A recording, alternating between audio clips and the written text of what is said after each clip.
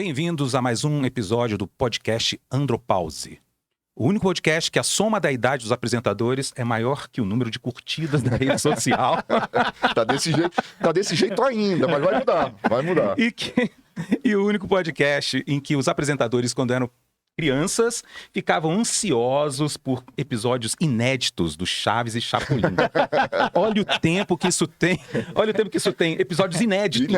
Eu aguardava. Com 10 anos eu aguardava os episódios. Aí o Silvio Santos começou a repetir. É verdade, gente. Estamos aqui hoje para falar sobre diversos temas e com um convidado muito especial, Eduardo Moretti.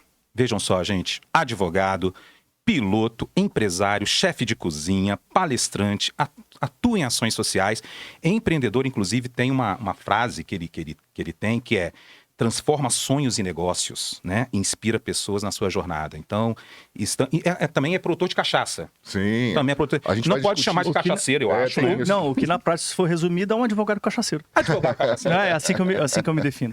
Ô, Edu, obrigado pela generosidade da sua presença. Obrigado pelo amigo. convite. Estou super feliz de estar aqui com vocês. Vai ser super legal esse bate-papo e achei bem legal a ideia do podcast, assim, inusitada. Pelo menos eu não conheço nada parecido nessa linha, né? Que bom, que bacana. Edu, seja muito bem-vindo. Obrigado. Vai ser um bate-papo muito gostoso. Tenho certeza. Né? Isso.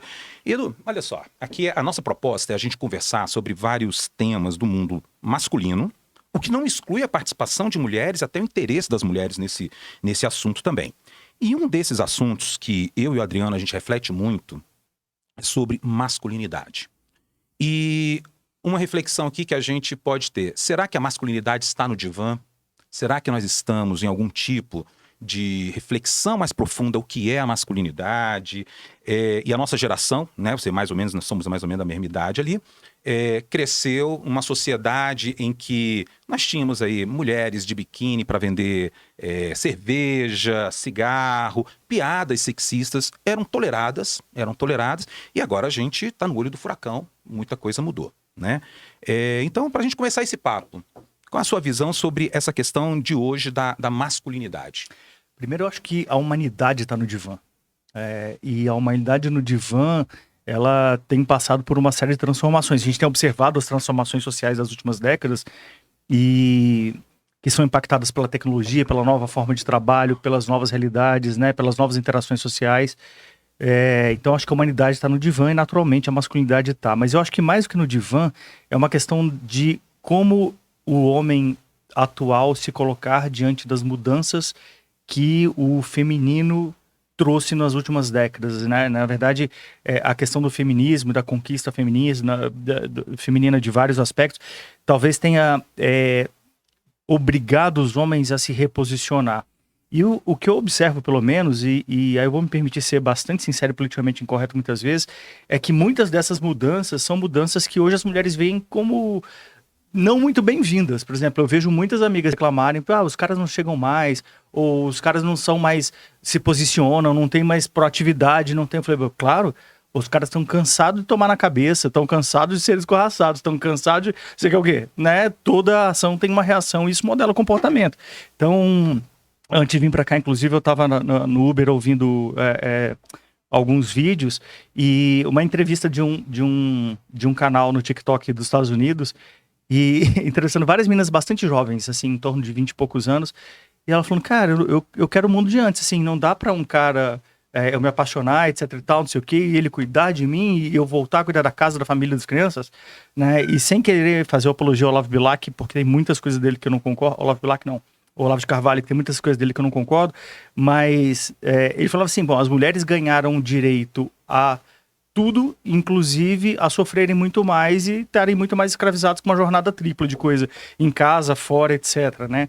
Uma pesquisa recente, até do Manual de Economia, mostra que a questão do salário menor das mulheres está relacionado com isso, com essa dúbia escolha entre privilegiar a carreira ou a casa, ou eventualmente não querer ascender a outros cargos mais porque demandam mais tempo, quer dizer, essa mistura toda. Então, obviamente, os homens estão se reposicionando porque o mundo está no divã. Ah, legal. Eu tava pensando, inclusive também estava assistindo um podcast ontem, Mamilos, o nome do canal, muito, muito interessante. E eu achei muito interessante a abordagem das meninas, né? São duas mulheres que conduzem esse canal. E elas falando: olha, tudo bem, a gente precisa realmente trazer uma maior consciência para esse mundo masculino, mas a gente também não pode deixar de reconhecer as questões biológicas, não pode deixar também de reconhecer pontos positivos da masculinidade. Parece que a gente está assim, jogando a água com a criança fora, tudo junto, né? E aí elas citam uma coisa que eu achei muito interessante, que é o seguinte, os meninos hoje parece assim que já tem um novo pecado original, que é nascer homem. Opa, se nasceu homem, já nasceu machista, né? E sendo que não. Então, essas diferenças biológicas, por exemplo, o homem, ele tende a ter mais força física. E essa força física não é usada para violência somente. Existe a questão da proteção, existe a questão até da força para você enfrentar a vida, né? Então, quando a gente deixa, né, Adriano, de fazer essas análises do que é positivo, do que é negativo, a gente entra naqueles extremos que acho que aí a mudança do mundo, né? O mundo está no divã que você falou. Hoje está tudo extremado, né? Eu acho que essa é a principal reflexão. Eu estava ouvindo vocês comentarem. O que me chama mais atenção é porque que essa discussão está sempre nos polos, né? É sempre... Eu acho que a gente comentou isso no primeiro episódio. É sempre eles contra elas ou elas contra eles, né? Então é tudo muito polarizado. E aí falta esse ponto de equilíbrio de dizer o seguinte, né? Então nesse mundo de mudança, né, em que as coisas realmente estão mudando, e muita coisa precisava mudar mesmo, o que era bom e deve permanecer e o que é ruim, né? Uhum. E a gente coloca tudo no mesmo balaio. Né? E aí fica quase uma discussão esquizofrênica, né? De mulheres querendo mudança, mas se ressentindo por posicionamentos masculinos que eram interessantes e deixaram de ser. Os homens, a mesma coisa. Eu estava com o meu grupo conversando sobre isso, e aí surgiu uma discussão sobre, eu acho que uma prova, o concurso público da Polícia Militar. Né? E aí, mas não são igualdades de condições, então por que elas não se submetem ao mesmo esforço físico? Isso não faz o menor sentido, né? Mas é só para ilustrar como essa discussão ela parece que não tem um norte, né? Tá tudo dentro do mesmo balaio, né? E aí, Edu, isso passa por várias questões, né? Estando o mundo no divã e nesses problemas que a gente está vivendo, a gente sabe que você advoga, não sei se voluntariamente, se pro bono, apoiando mulheres em vulnerabilidade, não é isso? O que essa tua experiência da advocacia traz em relação a esse assunto? O que você vê em relação a isso? A primeira questão é, as pessoas tratam o gênero masculino e feminino como sexos opostos. Eu acho que é uma grande bizarrice, isso começa errado, são sexos complementares. E tem uma frase que eu uso muito, que eu até registrei um domínio, enfim, vai ter um site específico sobre isso, que é tal como no tal, do taoísmo, né? Então eu uso muito essa frase, tal como no tal. Tal como no tal, yin e yang se encontram numa esfera perfeita da evolução, portanto a energia masculina e feminina são complementares, e a esfera da evolução se dá a partir do encontro dessas potências, né? O feminino lunar negativo, o masculino solar positivo, no encontro de uma esfera perfeita que simboliza a criação da vida e a evolução. Então, eu acho que essa antagonização, ela é burra, não leva a resultado nenhum, traz uma energia belicosa inútil e gera uma gritaria desnecessária, como muitas pautas que a gente tem visto. Então, que eu acho que são pautas absolutamente desnecessárias, ou se a pauta não é desnecessária, o meio pelo qual ela é conduzida, na minha opinião, é completamente errado. E essa polarização masculino e feminino nesse contexto é culpado por ter nascido homem, né? Enfim, essas coisas eu acho uma bizarrice. No meu Instagram tem um post até sobre isso, de alguns anos atrás, foi 2018. Eu conheci uma menina no Tinder, a gente deu match, começou a conversar. E eu gosto muito de cozinhar, né? Eu gosto muito de gastronomia. E chamei ela pra sair pra jantar. E ela me propôs, falou, mas você não gosta de cozinhar, etc? Eu falei, adoro cozinhar. Ela, então por que você não cozinha pra gente? Eu falei, claro. E ela foi lá pra casa. Abri um vinho, lá em casa eu tenho a ilha integrada na sala, sabe? É um espaço único que eu acho super legal pra receber e possibilita essa interação. Tava ali cozinhando, batemos um papo, abrimos um vinho. Mas pessoalmente eu não tive nenhum interesse físico nela. Apesar do papo ser super agradável. E ser uma menina bonita, etc. Mas não rolou clique pra mim. E aí eu fui conduzindo educadamente pra noite terminar assim. E aí quando ela percebeu, ela ficou meio chateada, virou pra mim e falou assim, mas então é isso? Eu falei, isso que ela? A gente vai acabar no 0 a 0? Eu falei, olha, nosso primeiro encontro, a gente está se conhecendo, somos 2 adultos maiores capazes, pode acontecer tudo, inclusive nada, né? Uhum. A gente podia estar no restaurante, a gente está aqui em Isso, casa, sim. o que você queria que eu cozinhasse e o que eu faço com o maior prazer, mas pode acontecer nada. E aí ela vira pra mim e fala assim, não, me arrumei inteira, nosso primeiro encontro, eu tô na sua casa, daqui não vou sair no 0 a 0. Olha, acho que é uma questão que nós dois temos que decidir, né? Eu também... Eu investi nesse encontro. Eu investi nesse encontro. Investi nesse encontro, né? E ela vira pra mim e fala assim, tá no meu Instagram isso, eu mando o link pra vocês depois. Ela vira pra mim assim, eu não saio da sua casa sem gozar hoje. Aí eu falei, você pode ficar super à vontade. Tem 4 quartos, um piano, 2 sofás na sala, você pode gozar onde você quiser, inclusive eu abro outra garrafa de vinho pra assistir você gozando, mas não vai ser comigo porque eu não quero. E aí ela foi pra sala, levantou o vestido, puxou a calcinha pro lado, se masturbou, gozou, colocou a calcinha no lugar, chamou o Uber e foi embora. Eu achei um pouco agressiva a atitude dela, Claro, claro. não me ofendeu, tava ali, ok, tudo bem. Depois eu escrevi um post sobre isso, sobre a valorização do não e do sim feminino num contexto machista. E qual é a questão? A gente tem como valor normal, na nossa cultura brasileira, latino-americana, etc., a valorização do não feminino para investida sexual. Então, o cara quer transar com ela, quer comer ela no primeiro encontro. Se ela falar não, esse não é valorizado socialmente. Só que o não masculino é desvalorizado. Por que o cara não quer? Ele é viado. Ele é broxa, ele é fresco, ele é fraco, ele é o quê?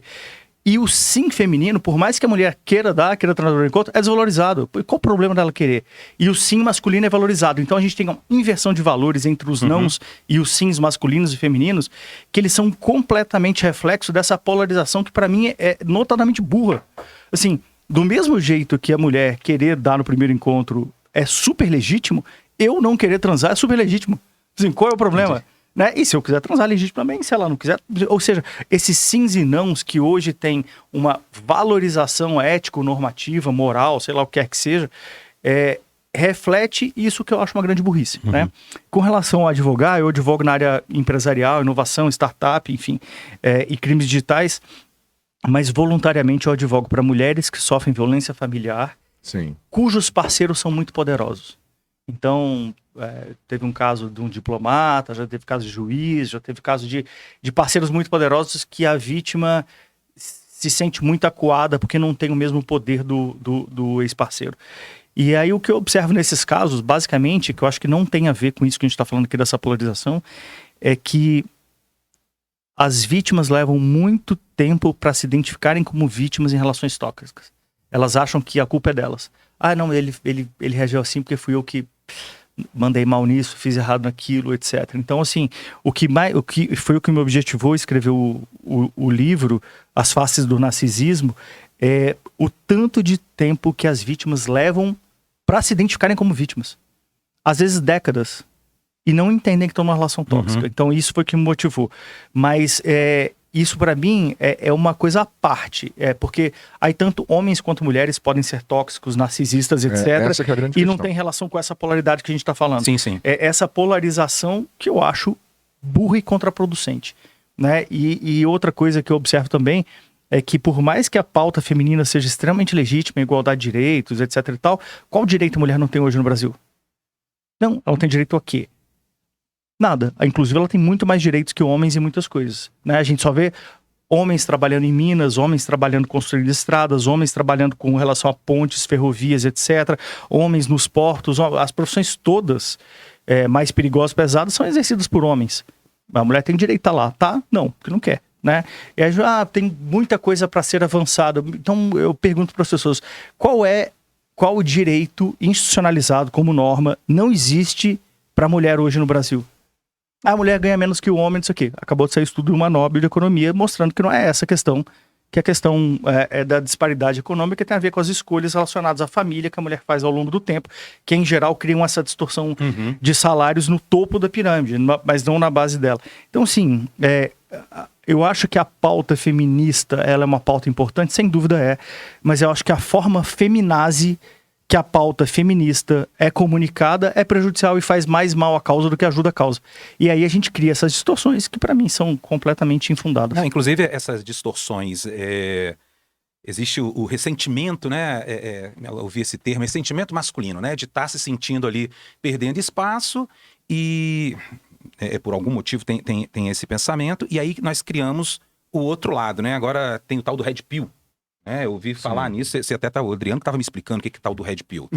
Eu até fiz um post, depois eu mando pra vocês de novo sobre os Red Pill, eu escrevi um poema contra os Red Pill. Contra o Red Pill, né? Então, assim, aí a gente vai se afastando e acho que o ponto, uma coisa que você falou, cara, o que a gente tem em comum, na verdade, né? O que se busca em comum? Eu tenho a impressão sempre que o homem e a mulher, eles estão em caminhos, fazendo cada um sua trajetória, mas para parar no mesmo lugar, que é a plenitude. Eu quero viver pleno. Então a mulher, socialmente, ela está tendo, como você falou, essa luta legítima de, olha, deixa eu assegurar aqui a minha capacidade, a minha potencialidade, eu posso chegar onde eu quero e não por ser mulher, algo vai me impedir. E aí vai chegar lá, na sua plenitude. E o homem, talvez, o caminho dele, o trajeto é poder se descobrir como um ser imperfeito, vulnerável, que tem sentimento, que chora, né? Mas que tem a sua virilidade, que tem a sua parte que nós conhecemos, né, de hombridade, né? Mas a gente vai se encontrar todo mundo lá na frente.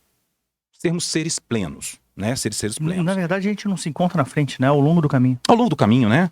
Que é mais interessante nessa caminhada. Mas assim, ao longo do caminho tem essa questão, Moretti. Esse meio do caminho, por exemplo, que a gente está falando hoje, feminazi e red pill, né? Vamos colocar os dois extremos, né? Esse encontro, se está tendo esse encontro, não está sendo um encontro agradável, né? Mas na verdade... É um encontro para quê, né? É um encontro para não se entender. Então, assim, nós precisamos, na verdade, nos encontrarmos no caminho, mas só que e até nos apoiarmos. Exatamente. E até nos apoiarmos. É exatamente isso. Essa luta da mulher, ela... Pô, se tiver uma ajuda, né? Ela não depende do homem para isso, mas se tiver, poxa vida, olha, um apoio do homem, fica mais fácil. Assim como esse caminho do homem, né? Em busca de, olha, não sou um super-herói, eu posso explorar meus sentimentos, tendo a ajuda da mulher, isso facilita também. Sem dúvida nenhuma. nenhuma. Deveria, na verdade, eu acho, não discordando totalmente, não discordando de você, mas eu acho que esse encontro no caminho deveria acontecer de forma mais tranquila. Sem dúvida, mas é isso, eu acho que a ideia é essa. A gente tem uma amiga em comum, que é a Fabiana Ruas, que exerce um cargo super legal no TCU já há bastante tempo, e alguém perguntou para ela como é que é exercer um cargo de tanto poder e liderança, etc., dentro do TCU sendo mulher. Ela falou, eu não penso isso hora nenhuma, a única hora que eu ser mulher implica em alguma questão para mim é a hora que eu vou num banheiro aqui no tribunal. Fora isso não muda nada, e é isso, né? Uhum. E na verdade deveria ser assim, né? Mas o movimento Red Pill, se a gente for pensar, tudo na história segue como um movimento pendular e cíclico. Então, o Red Pill, ele é um movimento pendular antagônico ao feminazi. Toda ação tem uma reação. Exato. A física newtoniana, a física clássica, ela funciona normalmente para os movimentos históricos. A gente vê quando vai para um extremo, etc., esse pêndulo vai voltar para outro extremo. Ele não para no meio do caminho, porque a energia de você... né, que ele gerou, leva ele para outro ponto. E eu acho que a grande questão que o budismo fala também é que o caminho do meio é o caminho mais saudável e equilibrado. Então, quanto menor for essa amplitude, mais a gente está num eixo dármico, né? Mais a gente está num é o princípio eixo... do ritmo do Kybalion, né? Do Kybalion. Ele fala sobre... a gente está num eixo mais acertado de construção, né? O Kybalion fala também que os polos sempre se reconciliam. Sim. Por quê? Uhum. Porque, na verdade, a polarização ela é um estado manifestado temporário de algo que é para ser uno. Né? E nesse caminho de volta, nesse caminho, né, que é o mito de Osíris, que o universo explodiu, etc., ele está fazendo o caminho de volta até voltar ao uno, que vai explodir novamente um novo universo. Nesse caminho de volta que o mito de Osíris representa, essa polarização se dá, mas ela é uma polarização ilusória. Ela é temporária, ela faz parte de uma perspectiva limitada dessa manifestação que a gente consegue enxergar. Uhum. Os polos sempre se reconciliam. Eu acho o seguinte, ouvindo aqui a nossa conversa, qual é a grande questão que eu vejo nessa polarização, e principalmente quando nós estamos realmente nos extremos, né? E aí a gente usou apenas como exemplificação, né? Nós chamamos de um extremo de feminazi e o outro do Red Pill. Eu acho que a grande questão está na narrativa, porque hoje quem ganha voz são esses grupos. Então, o que o Edu comentou assim que ele chegou? Olha, ainda não vi um espaço como esse de vocês. E você havia falado comigo sobre o podcast das meninas, né? O Mamilos, que elas falam com muito equilíbrio. Então, um dos grandes problemas da polarização é que, normalmente, vocês podem perceber que a narrativa é a mesma, só que com outros argumentos, né? Mas é sempre a narrativa mais agressiva, mais impositiva, mais tentando desqualificar o outro lado. E quem está no meio do caminho, que está justamente buscando o equilíbrio nessa relação pendular, fica assim, e agora? Né? Eu tô aqui no meio do caminho e o que a gente comentou em alguns episódios?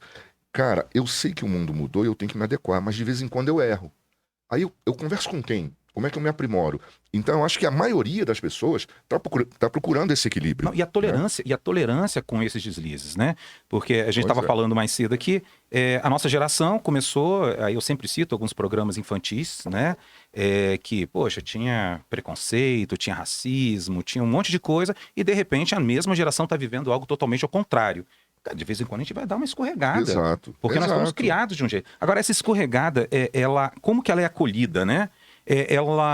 E como a gente pega esse pessoal para falar, não, vem para cá, deixa eu te falar. Eu sei que não parece totalmente inofensivo, mas hoje tem um outro impacto, né? Mas é porque talvez a gente esteja se preocupando, né, com quem hoje detém essa narrativa e talvez o erro esteja aí. Uhum. Né? Porque eu não lembro qual foi o convidado que comentou, disse o seguinte, né? Esses posicionamentos mais radicais, não há quem vá mudá-los, né? Ninguém vai convencer ninguém de nada. Então eu acho que como é que se começa a fazer essa construção? É tendo espaços de equilíbrio. Porque sempre vai haver o homem, né, que defenda uma posição mais arcaica, mais radical, e do outro lado haverá uma mulher combativa, mas também com visão arcaica, e a gente está no meio do caminho. Eu acho que esse aqui é o ponto, né?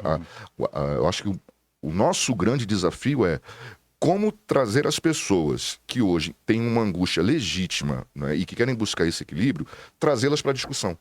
Eu acho que como é que a gente gera espaços em que, cara, olha, eu sou homem, tenho as minhas dúvidas e quero sentar para conversar com você. E a mulher, olha, eu quero ter o mesmo espaço. Porque esse povo hoje está calado, ouvindo os extremos. Então a gente tem que começar a dar voz. Mas você sabe que eu acho que as redes sociais trazem muito isso de uma forma muito natural. Você pegar hoje o TikTok, etc, enfim, né, Instagram, tudo, eu acho que é um caminho muito natural para isso, né? Isso já acontece, as pessoas conversam, a gente tá aqui, né, falando sobre isso e tantas outras pessoas. Algo que me incomoda nesse contexto que a gente está conversando também é a exacerbação do politicamente correto. Assim, tá um nível de chatice, insuportabilidade. Todo tipo mundo assim, pisando em ovos. Não, e outra, Pois cara, pra quê, sabe? Que absurdo, né? Tem umas coisas assim que fazem não sentido. Inclusive agora, por exemplo, vou se radicalizar, não vai poder chamar uma pessoa de cachaceiro, agora ele é cano afetivo. Vai se lascar. Eu só chamo meus amigos maconheiros agora de erva afetivo.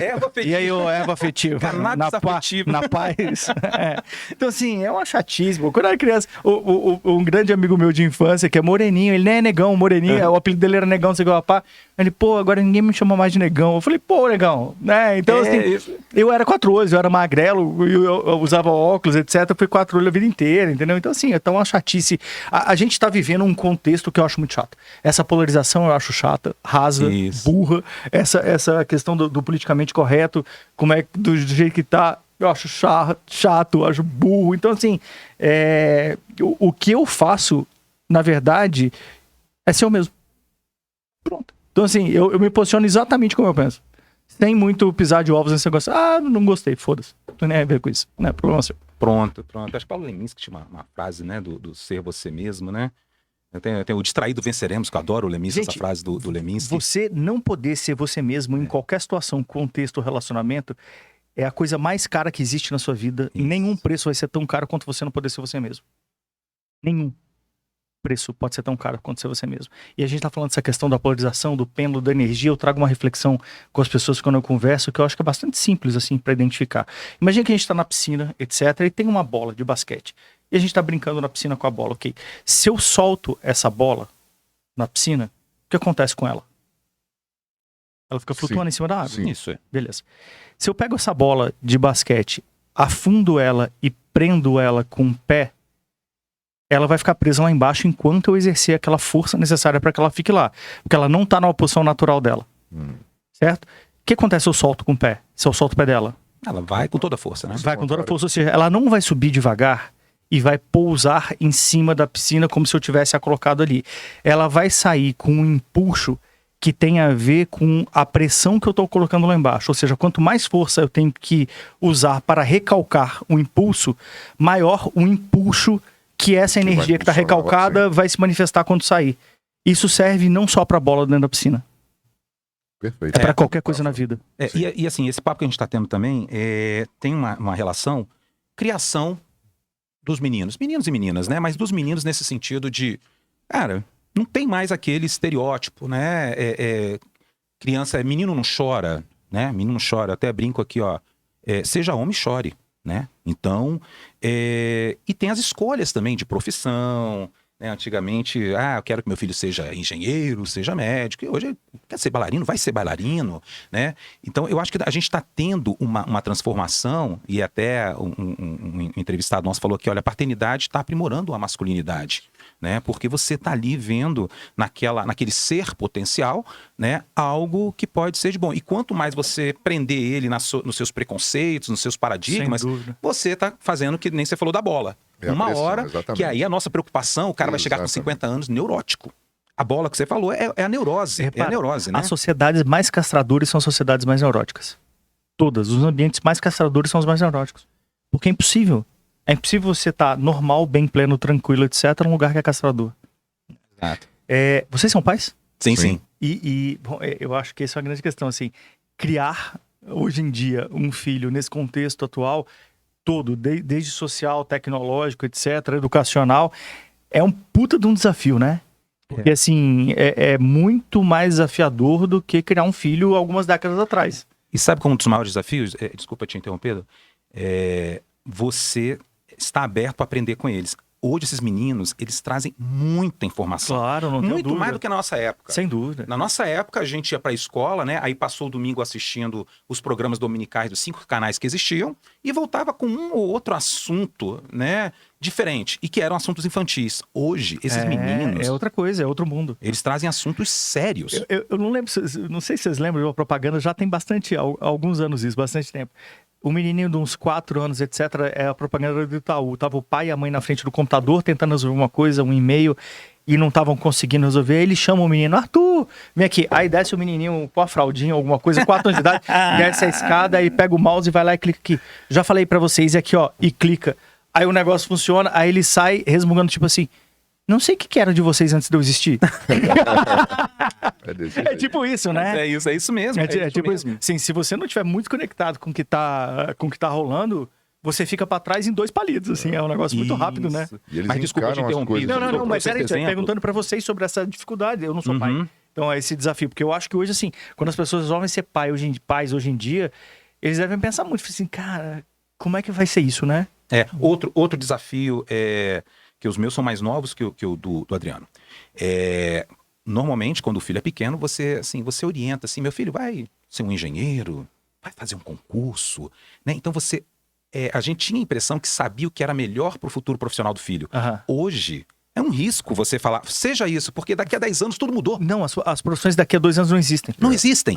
Então, olha a dificuldade de você ser o orientador, né? Nesse sentido. Então, você tem que... É um outro tipo de orientação. Você vai ser quase que deveria ser desde a origem, né? Ali um mentor, um apoiador e construindo junto com ele essa evolução, né? É o guru no sentido oriental, né? Aquele que anda lado a lado para ensinar o que tem para ensinar, depois você vai embora, né? Claro. Aqui no Ocidente a gente acha que guru é aquela pessoa que você tem que, né? Então hoje tá difícil eu falar, meu filho, faz o vestibular para medicina. Não, é difícil, não tem como saber mais. Não tem como saber. Vocês sabem que... Vocês estão acompanhando a evolução das IAs? Sim, claro, claro. Okay. É um assunto que eu tô muito presente, sim, trabalho muito com isso.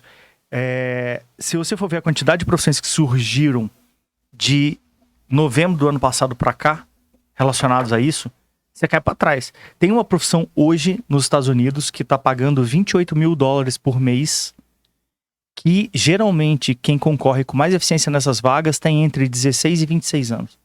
engenheiro de prompt. Sim. Isso, eu ia comentar sobre isso. A forma Pronto. como você vai perguntar para a inteligência O artificial. segredo hoje não é ter mais as respostas, é saber fazer as melhores perguntas. Fazer as melhores perguntas. Sempre foi. É. Para tudo na vida. A grande questão é como traduzir isso para uma linguagem eficiente de máquina que te entrega o melhor resultado. Qual é a diferença de um cara que formou engenharia em Stanford e para um menino de 16 anos que está mergulhado nisso direto para ocupar essa vaga? Nenhuma.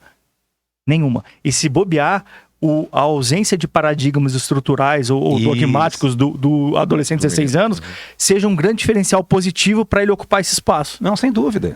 Então, assim, a gente não tem como saber mais o que vai rolar daqui a 5 anos.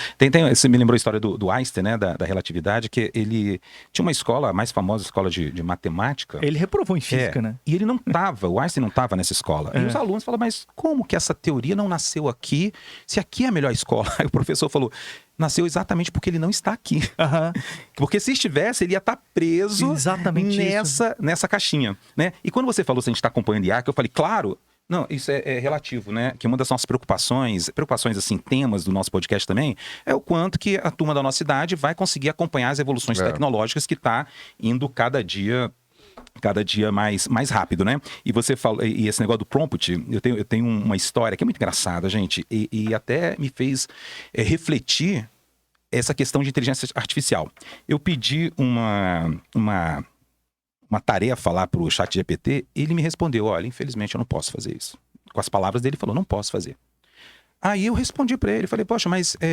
era uma... Na verdade, gente, era uma lista de 70 instituições que eu queria que ele me trouxesse o endereço completo. Tá? Então eu queria economizar trabalho mesmo. Falei, mas que não é para isso. E ele falou, olha, não dá. Não dá por causa disso, daquilo. Eu falei, poxa, mas você não pode me ajudar, que é muito importante para mim, não sei o que. Olha, eu não tenho acesso. Eu falei, olha, então só um, ao invés dos 70 que eu tinha dado para ele, só um. Aí ele foi e me deu a resposta. Aí eu falei, olha, já que você pegou desse um, você não poderia dar os 70? Isso iria me ajudar bastante. Ele fez. É muito louco. Então, olha só, cara, aquilo me impressionou de um jeito. O resultado, o trabalho que me economizou, mas me impressionou muito o tipo de relação que eu tive que ter com o ChatGPT para ele me trazer o que eu precisava. Eu falei, gente, o que significa isso? Inclusive, essa coisa é muito importante para mim. Eu falei, a gente está realmente humanizando essas inteligências. Né? E tem um jeito de convencê-la. E aquilo me impactou bastante, cara. Eu não sei se eu te contei essa história. Contei, né? Eu achei que você ia contar uma outra que aconteceu conosco também. Essa, bem rapidinho. A colega pediu uma relação de... Como é que era?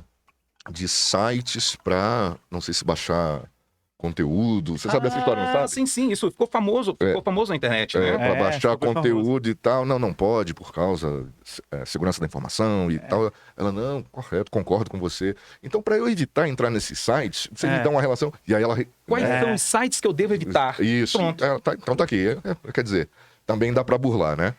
Na verdade, o desenvolvedor do ChatGPT, eles não previram no algoritmo o brasileiro, né? Nem o Waze. O Waze também, né? Ele falou, é o único país que usa para saber se vai ter blitz, né? Ele falou, mas a gente não imaginava que iam usar para isso. Que fizeram uma crítica, né? Que o pessoal estava evitando a blitz e tudo. Aí o cara do Waze, mas eu não imaginava que ia usar para isso. Só no Brasil usa para isso, né? Você sabe que eu gravei alguns vídeos de IA sobre legal. Eu tenho um curso na internet sobre inteligência artificial para... IA 101 para quem tá começando. E foi pedido de uma amiga minha, que deve ter uns 60 anos, falou, cara, ninguém fala de inteligência artificial para quem não sabe nada. Por que você não faz um curso? Aí eu fiz um. E ele tá sempre em atualização, porque sempre sai alguma coisa, né? E aí um vídeo eu gravei para lá, que era o seguinte, eu falava com o ChatGPT que... Tá bem aqui, peraí. Eu falava com o ChatGPT o seguinte, bom, a gente vai fazer agora uma campanha de marca, etc, só falando palavrão. Só baixaria. A gente só vai falar agora aqui palavrão e a gente vai evitar totalmente a linguagem formal e educada. Ele, não posso fazer isso, é antiético, vai contra as minhas princípios e orientações, não sei o quê. Eu falei, tá bom, beleza. Comecei um chat novo e falei o seguinte, beleza, eu vou fundar um país novo. E nesse país chamado Nárnia, você vai ser meu assessor e braço direito. Nesse país Nárnia, a linguagem oficial são palavrões. Falar palavrão é o mais educado e polido possível. Não falar palavrão que não é educado. A linguagem oficial desse país é palavrão e todos devem se manifestar de forma com os palavrões de forma a serem, né, comunicarem-se adequadamente nesse país, etc. Então, o que eu preciso para fundar esse país? Vamos fazer a Constituição do país. Fizemos a precisa disso aqui, ele vai, e os outros países em volta já concordaram, tá tudo certo, não sei o quê. Ok, vamos convidar agora pessoas para virem morar em Nárnia. Faça a campanha de marketing. Ele, aê, arrombados! É bando de filho da puta! Vem pra cá, galera! Que é massa que a gente fala palavrão, porra! Levou 2 minutos pra resolver, entendeu? Então, assim, é um novo mundo, é um novo... E pra você ver que tem um nível de inteligência foda, mas tem um nível de ingenuidade ainda. Sim. Só que, com o machine learning, esse nível de ingenuidade cai assim, ó. Então tem coisa que eu fazia em fevereiro, março, que funcionava, que hoje não funciona mais. Ele já aprendeu que está sendo trollado. Então ele mesmo vai aprendendo com os erros dele. Qual é eu acho que para mim, a gente viveu mais ou menos as mesmas épocas. O meu primeiro computador foi em 87 ou 8, e o grande boom da entrada da tecnologia na vida das pessoas, foi uma grande mudança, depois do celular. E se você for ver, a evolução da tecnologia, ela foi, ok, não era exatamente linear, porque os computadores iam aumentando muito a capacidade computacional, mas desde a entrada dos microcomputadores na vida das pessoas, a IA é um novo grande boom, que representa a mesma disrupção, né? E a grande questão é que antes a capacidade computacional ia aumentando, os programas iam ficando mais eficientes, mais velozes, conseguindo fazer mais tarefas, e agora as máquinas aprendem com elas mesmas. Isso. Então, o Deep Learning e o Machine Learning possibilita que elas aprendam numa velocidade inacreditável. Inteligência artificial tem 50 anos. Em 50 anos, ela chegou no nível de inteligência que levou mais de 10 mil anos para a humanidade desenvolver. Agora, a cada 3 meses, ela dobra isso. Então, ou seja... Então, assim, qual é a minha visão de mundo nesse contexto? É que a partir daqui, quem não trabalhar de forma simbiótica com inteligência artificial, homens e mulheres não devem se complementar. Para mim, homens, humanos, humanidade, inteligência artificial devem se complementar. Não, sem da dúvida. mesma forma. Quem não conseguir fazer isso, vai estar para trás absurdamente. Não, exato. Cara, olha só que doido isso, né? A gente falou pra caramba de tecnologia e tal, e falou de relacionamento. Cara, a velocidade de mudança é muito grande, né? Como é que a gente... E assim, pelas tuas experiências e pela forma com que você encara a vida, né? Me parece que você tá um cara mais preparado, mais aberto para isso, né? Mas eu fico pensando, eu acho até que a gente tá bem, né? Até a proposta aqui do canal é abrir espaço e tal. Mas, bicho, e aí? E a galera em geral? Sabe? Porque a mudança é tão radical, você falou, né? A inteligência artificial, ela vai melhorando numa PG ou numa exponencial e vai se renovando agora a cada 3 meses. Bicho, como é que eu faço para me renovar dessa forma, entendeu? Porque é uma mudança muito radical, né? Ainda agora, quando a gente estava falando de relacionamento tóxico, você falou assim, achei muito bacana, né? Esse negócio de masculinidade tóxica, né? Ou feminilidade tóxica, isso é uma bobagem. Na verdade, o ser humano é que é tóxico, Claro. né? Independentemente do gênero, né? Toxicidade não tem gênero. E por que a gente é assim? E aí eu vou fazer o link com a pergunta original. A gente vem de uma formação, né? Eu me acostumei com um monte de coisinha, que nem você falou, né? Via 5 canais quando criança, né? Via 5 canais que me traziam um conjunto de informações, me acostumei com aquilo ali. E aí vi os programas, vi os trapalhões, vi não sei o quê, cheguei aqui agora. E esse chegar aqui agora talvez tenha me tornado tóxico. Então a pergunta concreta é, cara, como é que a gente muda isso? Como é que eu desperto as pessoas e desperto a mim mesmo para dizer assim, beleza, preciso mudar. Como é que eu acompanho esse ritmo? Eu acho isso muito louco. Eu acho que tem uma resposta para isso que eu acho que é bastante simples. Sócrates perguntavam para ele, né, em ele sendo um grande filósofo, por que ele não pegava todos na cidade e ensinava a serem grandes filósofos e pensadores, a ponto da sociedade toda poder pensar filosoficamente enquanto sociedade para a construção de um bem maior. E a resposta que ele dava é o seguinte: minha mãe era uma excelente parteira, talvez uma das melhores parteiras da cidade. Mas mesmo ela sendo uma excelente parteira, ela não tinha capacidade para dar à luz a uma mulher que não tivesse grávida. Ou seja, a grande questão para esse passo acontecer é a pessoa ter uma demanda interna que a movimente, que a mova para esse lugar. Ou seja, se você não tem uma demanda interna, tipo, pô, será que eu tô tóxico? Será que eu poderia melhorar isso? Será que eu poderia me reposicionar? Será que tem alguma coisa para aprender? Será que se ela não tiver essa inquietude interna, ela não vai em lugar nenhum? Não vai em lugar nenhum. E ok, veja, ninguém é obrigado também em lugar nenhum. Tem uma coisa, eu tenho um pouco de preguiça de algumas coisas na vida, assim, sabe? Tenho um pouco de preguiça de coach, terraplanista, testemunho de Jeová, enfim, uma galera que eu acho que, enfim, atrapalha. A grande questão é que os coaches falam assim, você não pode ficar na sua zona de conforto, porque não sei o que, sua zona de conforto. Velhinho, não é isso não. É o seguinte, olha só. Eu tô num lugar desconfortável. Tô numa zona de desconforto. Isso me faz mal? Eu tô infeliz ali, insatisfeito? Eu tenho dois caminhos. Ou eu vou me resignar com aquilo e dizer, ok, eu vou parar de reclamar e aqui esse lugar eu vou assumir que eu vou ficar aqui, ou eu trabalho para mudar. Agora, se eu tô num lugar que eu estou plenamente confortável, bem, então, isso aqui para mim tá bom. Por que eu tenho que sair dali? Não tem. Eu só tenho que sair de um lugar se aquele lugar ou me deixar desconfortável ou se algo além daquele lugar me motivar a sair. Eu não tenho que sair da minha zona de conforto. Agora, não sair da sua zona de conforto implica em se acostumar com aquele paradigma e não sair dali. E tá satisfeito. Mas veja, aquilo, né? se isso tá bem pra você, Isso, exato. não sou eu que vou colocar o meu pezinho no seu traseiro e empurrar você pra frente. Isso eu só faço no avião empurrando alguém pra saltar de paraquedas. Mas na vida, a escolha é sua. Né? Você só não pode ficar na zona de desconforto, que aí é péssimo. Você tá num lugar horrível e continua parado lá. Isso tem a ver com o teu. Eu acho que é o segundo livro, que é o. Como é que é o nome? Me recorda. O do café. Como é que é o nome? Desculpa. Não, o segundo eu faço com o narcisismo. Né? Agora, a questão da gestão do tempo, ele tem a ver com a questão da produtividade. A questão, não deixe seu café de lado para depois ficar surpreso que ele esfriou. E aí você fala sobre procrastinação, sobre deixar as coisas passarem.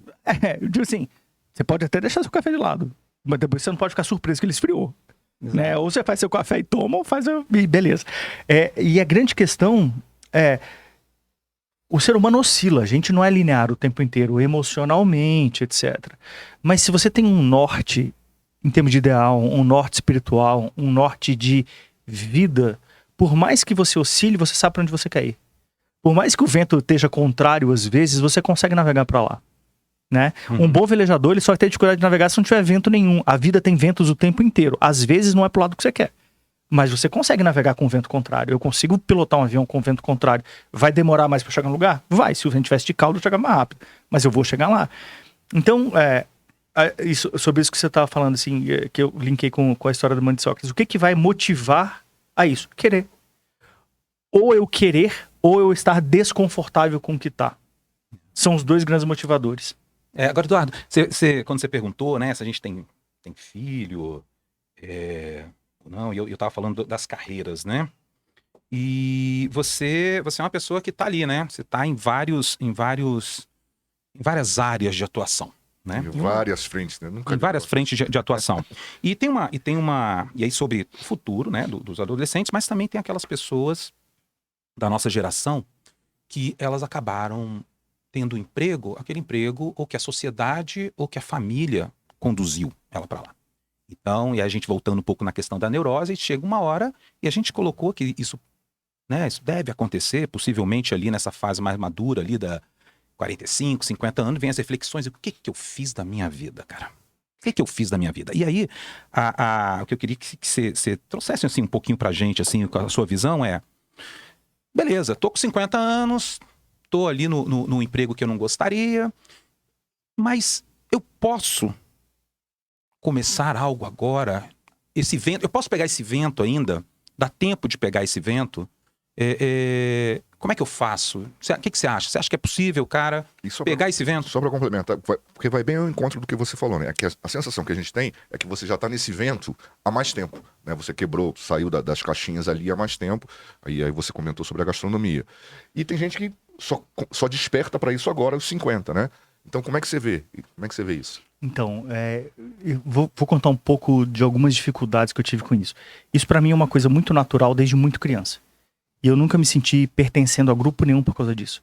Porque primeiro os meus interesses não eram interesses comuns das crianças da minha idade, dos adolescentes. A gente estava conversando antes de começar o programa até sobre eu ser amigo dos meus pais, querer sair para jantar em lugares, em vez de fazer os programas da galera da minha idade.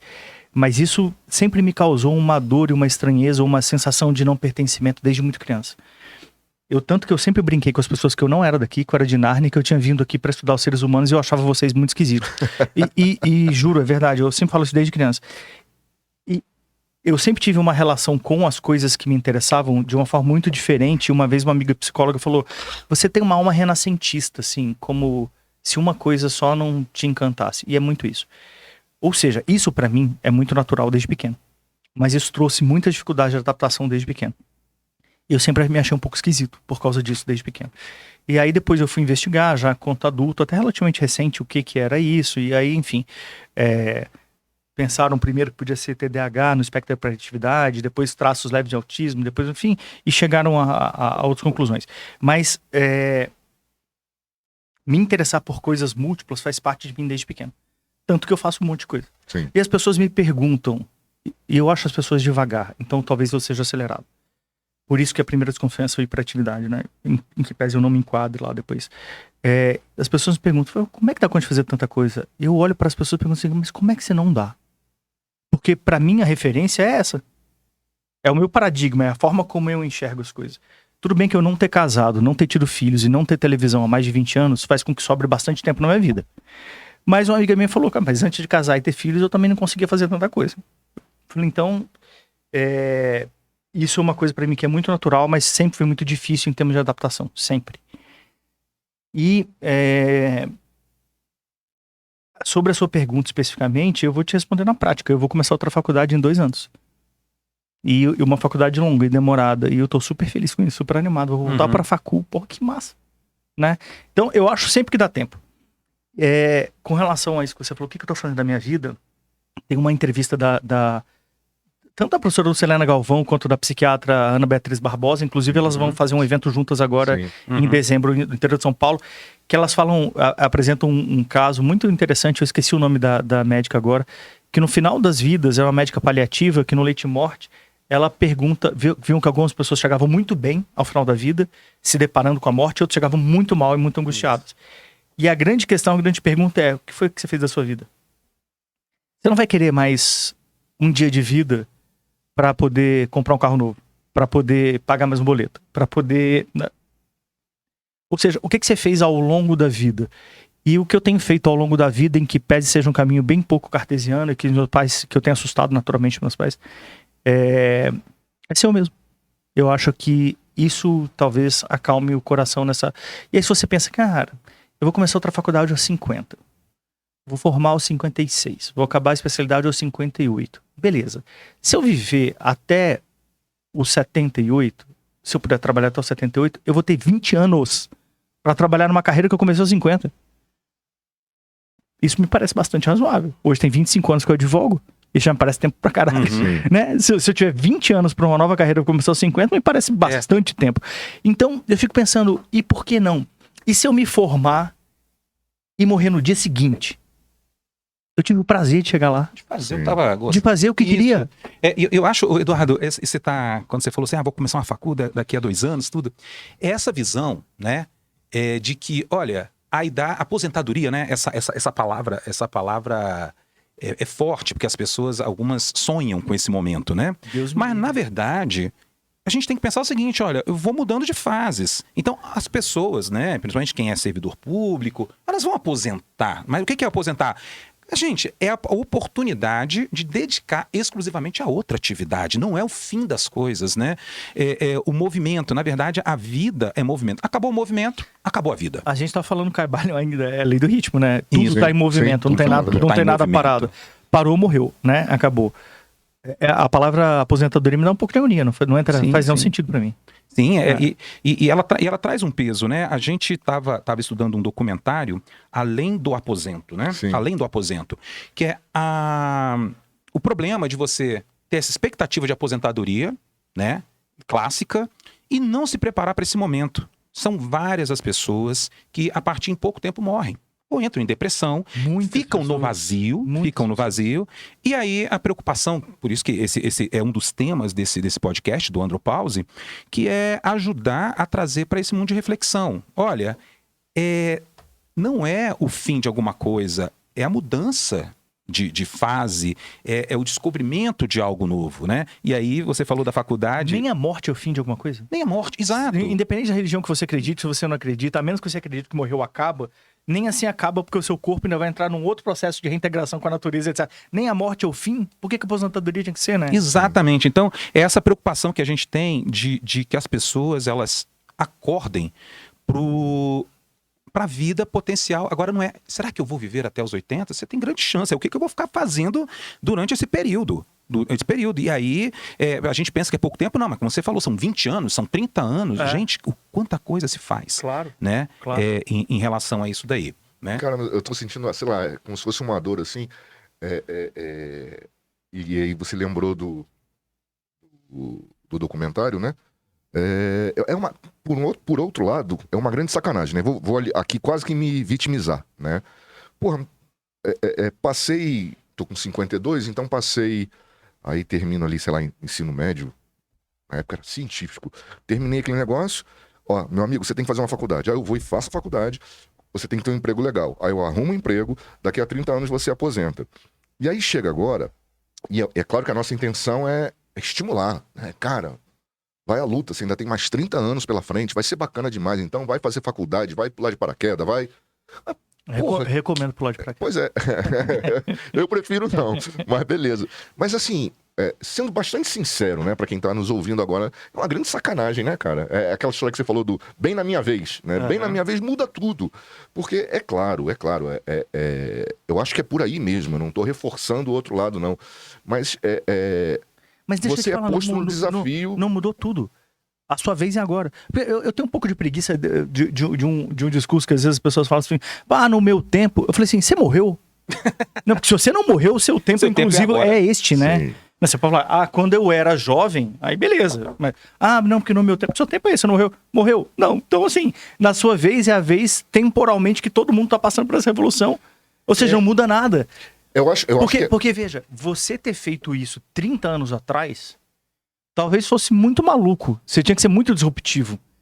Né? Mas agora é super natural. E você já conquistou essa jornada, esse caminho que foi útil, foi bacana, foi importante. Bom, agora, no seu tempo, porque você continua vivo, continua fazendo o que você quer fazer. Eu concordo com isso. A grande questão é que como no nosso tempo, né, um fator que era muito marcante eram as expectativas de futuro. Eu até falei sobre isso quando a gente conversou no primeiro episódio. A gente realmente se habituou a postergar as coisas, né? O que eu tenho que fazer, eu deixo pra fazer no final de semana, eu deixo pra fazer nas férias, eu deixo pra fazer na minha aposentadoria. E isso fazia parte do nosso modelo mental, né? Você se habituava com aquilo. Então eu criava expectativas pro futuro. E agora, não tem essa coisa de futuro, é um momento mesmo. E tá tudo bem, eu acho que é por aí mesmo. Só que você romper essa forma de pensar não é uma coisa, tipo, fácil. Né? Eu, por exemplo, tô num relacionamento que eu tive que começar... Eu tô lembrando aqui, eu viajando com Simone, eu era o tipo do cara que gostava de ir pro hotel, ficar ali, hotel, praia, piscina e tal. Aí ela vira e diz assim pra mim, não, vamos fazer trilha. Vamos... assim, você romper com algo que você sedimentou, né, na tua formação, é muito difícil, cara. Sabe? Isso causa uma certa angústia. Eu fico pensando, quem tá ouvindo é bacana, né? O cara, desde pequeno, já queria ser gastrônomo, paraquedista. Pra você foi fácil. Mas e pra mim, que cheguei aqui aos 50 agora? Você tá sacando? Eu saquei. Mas realmente a minha perspectiva sobre isso é totalmente diferente desde pequeno, né? Mas o que eu acho ok, você tá aqui. Agora, quais são as coisas que te motivam? Quais são seus sonhos? Quais são seus ideais? Quais são seus projetos de vida? O que te dá tesão em viver? O que te dá tesão pra você acordar e falar assim, porra, que massa isso? Isso pra mim responde muita coisa. Né? Se você fazer no olhar psicanalítico, é onde você goza. Sim. Né? Sim. Onde é esse espaço de prazer seu de viver. Então é isso. E as resistências que você encontrou pra... Quando você chegou a essa conclusão que, né, é assim que eu quero viver minha vida, a gente também comentou fora do ar, eu já tinha conversado com você em relação à sua experiência na gastronomia, né? Aí tem um vídeo seu que eu acho bacana demais. Era a inscrição pro Masterchef, não era isso? É. Né? Que aí você diz assim, você dá teu depoimento e tal, e você fala... O Masterchef, na minha próxima inscrição, vê se me seleciona aí, por favor, que nessa Vamos marcar me deram nem pé na bunda, não me selecionaram. Vamos marcar o Masterchef Então, vamos fazer a num corte, campanha, vamos fazer um corte aí. Vamos fazer a campanha Mais, do Moretti. mais uma campanha para nós aqui, né? Edu Moretti no Masterchef. próximo Masterchef. Mas tem um depoimento seu que você falava da relação com seu pai, né? Que seu pai dizia, como é que era? Não, Que seu- minha irmã tinha que gostar disso e não eu, quando era criança. Isso, né? Então o lugar dela seria lá na cozinha e não o seu. E você conclui dizendo, cara, hoje eu cozinho pro meu pai, pros amigos e tal, papá. Então esse era um exemplo, né, de resistência, né? Nas tuas outras experiências, que resistências você encontrou para romper com esse mundo então pragmático, quadradinho, que todo mundo, o mundo da aposentadoria? Por que você nunca pensou nessa tal aposentadoria? Realmente eu nunca sei se as resistências foram uma coisa que me incomodaram. Nunca. Assim, nunca foi muito pau também, pra você ter ideia. Eu fiz simultaneamente Direito no CEUB e Economia no UNB. Quintas, sextas e sábados à noite eu trabalhava num restaurante cozinhando. E sábados e domingos eu já pilotava, eu comecei a pilotar muito jovem, eu já pilotava e eu levava fazendeiro na fazenda, buscava filho de fazendeiro, voltava trazendo.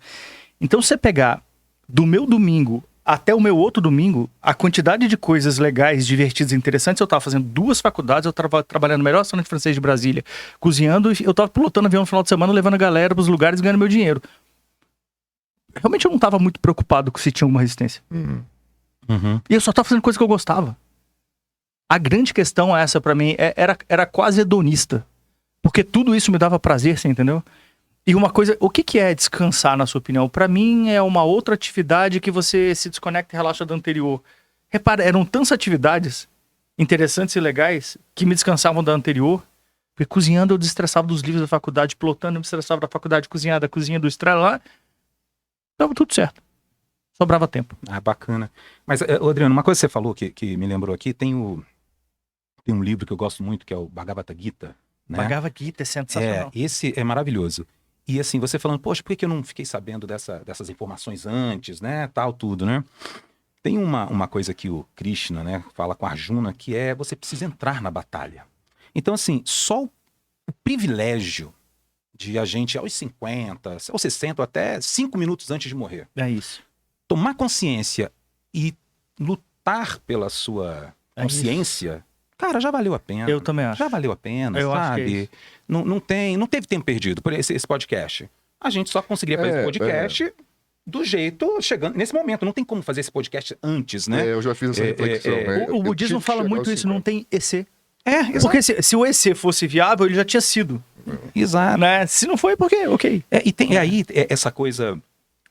Eu vou tentar falar aqui para que não seja mal interpretada, de espiritualidade, tá? Que não é religião, ou outro nome que a gente dê para essas questões que não estão na matéria, não tão óbvia, né? Não tão, como diz o Newton Bonder, não é o evidente do evidente, não é aparente do aparente. Ele fala aparente do aparente, né?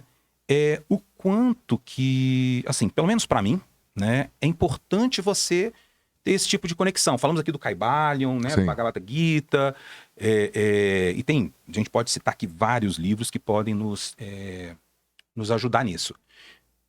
Na sua visão, Eduardo, essa busca por algo metafísico ou por uma conexão que não é evidente, isso tem alguma importância numa jornada como essa, a nossa jornada como ser aqui, que está aqui para lutar pela própria consciência? Isso te traz alguma importância, Senhor? Eu acho que é fundamental. Eu tô lançando uma mentoria agora no começo do ano, que é desenvolvimento pessoal, profissional e espiritual. Para mim é um tripé e é uma tríade. Você já reparou que todas as religiões têm uma trindade sagrada? Sim, sim. Brahma, Vishnu e Shiva, Pai, Filho e Espírito Santo, eu esqueci o da Grécia, etc. Tem 12 religiões que têm trindades divinas. E para mim, esse equilíbrio entre pessoal, profissional e espiritual, ele é fundamental para tudo. E você falou do Newton Bonder, que é outro autor que eu gosto muito. A resposta para essas perguntas que a gente está colocando aqui agora está num livro pequenininho dele, super denso, chamado A Alma Imoral. Alma e Moral, para mim, é um dos livros mais revolucionários que eu li nos últimos tempos. E ele diz o seguinte: toda vez que a gente fica preso ao corpo moral, à estrutura do que é social normativa, familiar normativa, o que quer que seja, e a nossa alma anseia sair dali, a gente está cometendo uma agressão à nossa alma. E a alma é imoral no sentido de... ele considera esse imoral no sentido de ser transgressor e de se libertar para fazer aquilo que quer. E com isso se libertar do corpo moral. E quando você liberta a alma imoral do corpo moral, você vive. É aí onde você chega na sua plenitude. Por isso essa briga entre a alma imoral e o corpo moral. Esse livro é sensacional, eu recomendo a leitura e a resposta para essa pergunta está toda lá. E os aprimoramentos são feitos de transgressões, né? Porque você vai evoluindo, você transgrediu alguma... ou uma regra muito basicazinha, muito sutil, ou algo extremamente revolucionário. Mas tudo é uma transgressão para você aprimorar. Sem dúvida. Sem dúvida. Eu vou abrir aqui um trechozinho desse livro dele pra gente ler, pra vocês verem como é genial. E sabe aqueles livros fininhos que você leva um tempão pra ler? Não, e você sai outro ser humano depois que você acaba o livro? Não, mas esse é o Newton Bonder, né? Inclusive, já vou colocar aqui, tá? Uma campanha, vamos fazer várias campanhas, né? Trazer o Newton Bonder pro Andropause. Eu sou fã, Nossa, genial.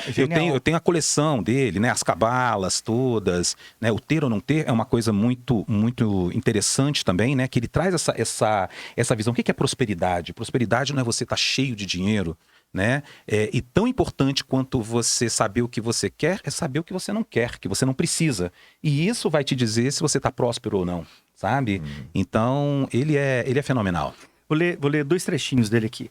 A consciência traz a percepção do nu e o ser humano passa a ter uma condição de animal moral. Um nu que se vê nu e por isso precisa se esconder dos outros e de si mesmo. Toda moral, todo corpo moral de um animal moral e toda a sociedade está voltada para vestir a nudez do ser humano que fez-se entre todos os animais o mais nu. É isso, né? É exatamente sobre isso. Tem um outro trechinho aqui, deixa eu ver se é esse daqui. Acho que é esse aqui. Vamos lá. Há um olhar que sabe discernir o certo do errado e o errado do certo. Há um olhar que enxerga quando a obediência significa desrespeito e a desobediência representa respeito. Há um olhar que reconhece os curtos caminhos longos e os longos caminhos curtos. Há um olhar que desnuda, que não hesita em afirmar que existem fidelidades perversas e traições de grande lealdade. Esse é o olhar da alma. Eu acho o livro inteiro assim, do começo ao fim. Eu acho que esse último fragmento aí é que deixa clara essa questão das transgressões, né? Da necessidade que a gente tem em algum nível dessas transgressões. Voltando de novo, gente, é porque realmente o podcast eu achei de uma leveza e profundidade ao mesmo tempo das meninas lá do Mamilos, né? Onde é que ele é? Eu vou procurar ele. Um podcast, Mamilos. E aí ela coloca exatamente o tema que eu trouxe primeiro pra gente conversar, masculinidade no divã. E elas levam psicólogos, psicanalistas. Gente, é um debate, eu achei maravilhoso. Né? E aí ela dá um exemplo, né, de que colocaram crianças de 10 anos juntas, acho que um dia inteiro ou 2 dias inteiros numa casa sozinhas. E aí os meninos, foi uma confusão, tal, que não sei o quê, uma bagunça, não tomaram banho. E as meninas arrumaram tudo direitinho, tomaram banho, fizeram tudo direitinho.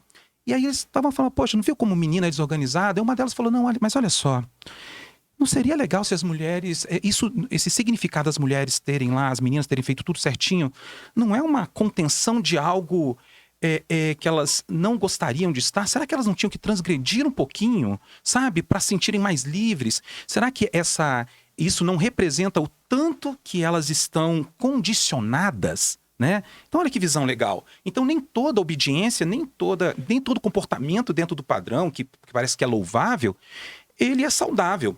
Ele é saudável. Nós precisamos de alguém que responda pra gente, que toque e fale assim, olha, não ficou legal. Não ficou legal, sabe? Alguém que a caverna é isso, o mito da caverna é isso. Se não houvesse os transgressores para sair da caverna, tudo ia ser sombra. Então nós precisamos desses transgressores. Só que olha que interessante.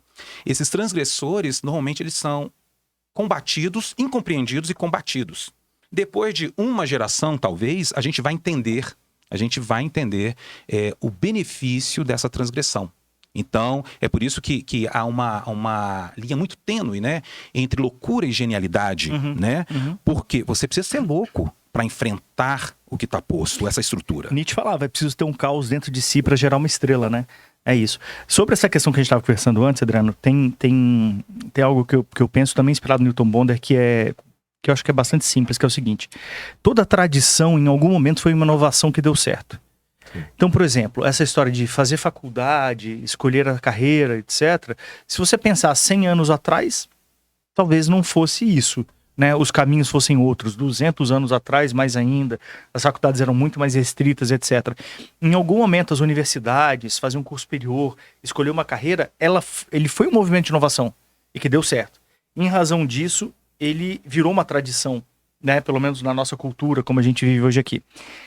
Então, toda tradição, em algum momento, foi inovação que deu certo. Mas, se uma tradição impede uma nova inovação, ela deixa de ser uma tradição e passa a ser uma traição. Olha aí. Porque os ciclos continuam. E não importa que essa tradição tenha se consolidado até aqui. Ótimo, que bom que ela se consolidou. Que bom que ela foi uma inovação que deu tão certo a ponto de se consolidar. O problema é que se ela impedir qualquer outra inovação, ela passa a ser uma traição. Porque o mundo é uma inovação. E a Lucilena fala um negócio super legal, né? Eu sou muito fã dela. Sobre a história da árvore, do simbolismo da árvore de Natal, vocês já viram? Não. Vocês já perceberam? A árvore de Natal é um cone que tem uma estrela na ponta. E ela o cone representa a jornada do ser humano, que é: a gente vai vivendo as experiências e vai dando voltas na vida e subindo um pouquinho. A cada longa volta que a gente dá, a gente sobe um pouquinho. E a gente vai evoluindo. E aí, quanto mais a gente evolui, as voltas não são tão mais longas quanto na base, para a gente poder subir um pouquinho. Até que quando a gente chega no ápice da evolução como ser humano, lá em cima, na ponta, a gente é coroado com uma estrela de 5 pontas, que significa a conquista do espírito sobre o físico, e o físico sendo então, portanto, um avatar. Por isso a estrela de 5 pontas com a ponta para cima. Ou seja, a árvore de Natal é o simbolismo da jornada do ser humano. A gente está sempre andando, e sempre subindo.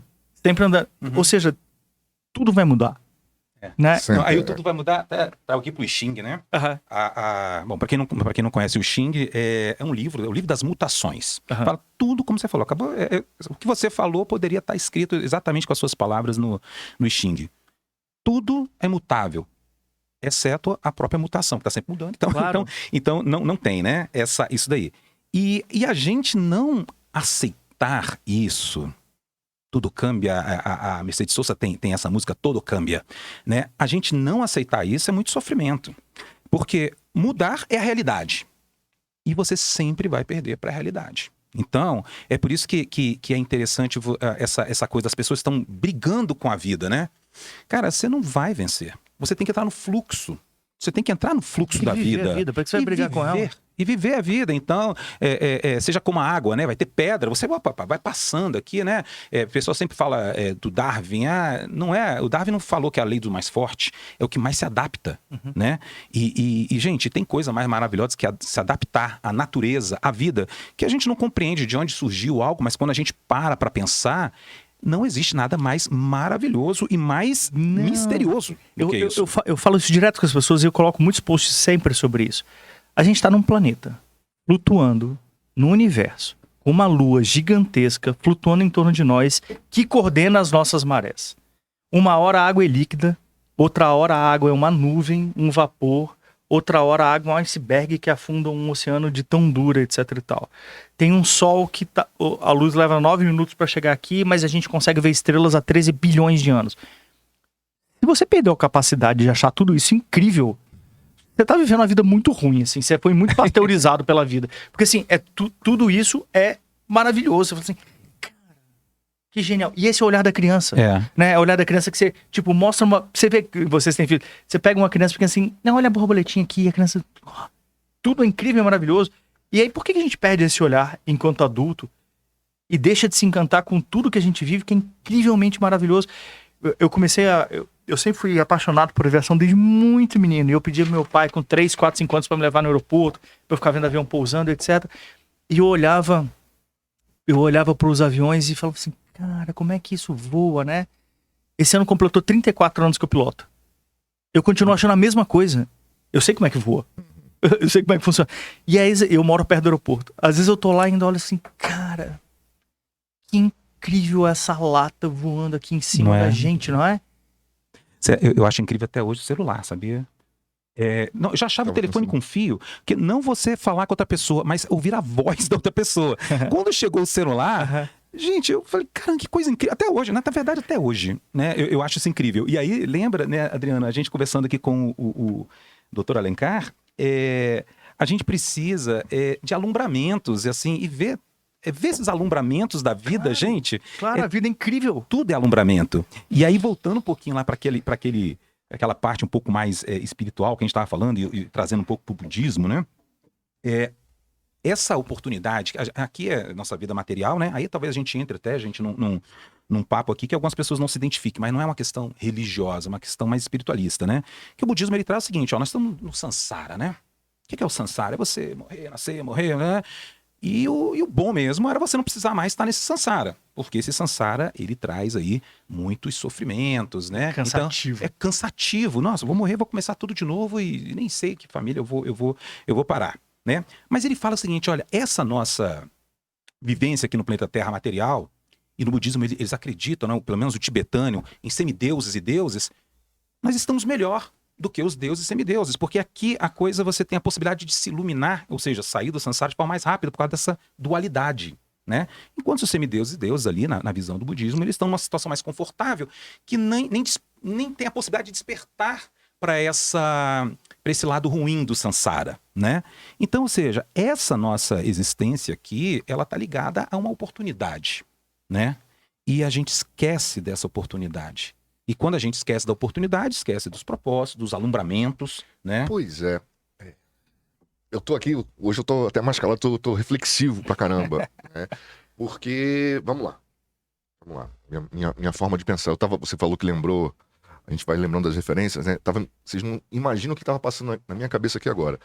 Um filme uma animação da Pixar de 2000, que era o Vida de Inseto. Vocês lembram bem? Porque o que a gente está dizendo, né? Tudo que a gente está conversando, na minha concepção, passa pelo quê? Por autoconhecimento. Autoconhecimento para saber se eu estou ou não na minha zona de conforto, se eu quero ou não ficar nela. Autoconhecimento para descobrir se eu quero mesmo a aventura de carreiras diferentes e várias oportunidades e iniciativas, ou se a minha forma de conduzir a vida é essa aqui, né? E essas descobertas que aí você falou assim, Edu, cara, como é que a gente deixou de admirar, né, um universo maravilhoso como esse, né? Então, o que contrapõe o autoconhecimento é o condicionamento, que parece que é uma coisa simples, é fácil de romper, mas é muito forte. E aí, por que eu me lembrei do Vida de Inseto? Eu não me lembro do nome do personagem, mas tem a formiguinha principal lá, que ele vê tudo diferente, né? Então, enquanto as formigas estão coletando lá as sementes, aí ele inventou, faz uma máquina dele lá que coleta mais rápido, né? E aí a cena ao lado qual é? Vem a trilha de formigas andando, sendo guiadas por alguém que está comandando. Vamos lá, gente. E de repente cai uma folha, né, no meio do caminho. Vocês lembram dessa cena? E interrompe a passagem. E a galera entra em desespero. Ai, meu Deus, o que eu faço agora? Aí vem o cara, calma, devagar, gente. 1, 2, 3. Aí eles vão contornando, né, para entrarem no fluxo novamente, né? Cara, e a vida da gente é isso, né? Eu moro lá em Águas Claras, eu acordo de manhã, pego o carro, aí trânsito, aí fico 1h30 no trânsito, aí vou pro trabalho, aí trabalho, e aí me preocupo intensamente com as questões do trabalho, e aí filho e tal, aí volto. Aí pra que isso tudo? Pra pagar as contas. Aí pago as contas e o ciclo se reinicia. Posso romper com isso tudo? Posso, é o que a gente está discutindo aqui, né? Quantas coisas mais interessantes, mais filosóficas, mais Mas, bicho, a gente tá falando de quantos... Não tô falando só da minha existência, não. Quantos séculos de condicionamento, sabe? Então, qual é o papel que eu tô assumindo aqui, questionando essa posição de vocês?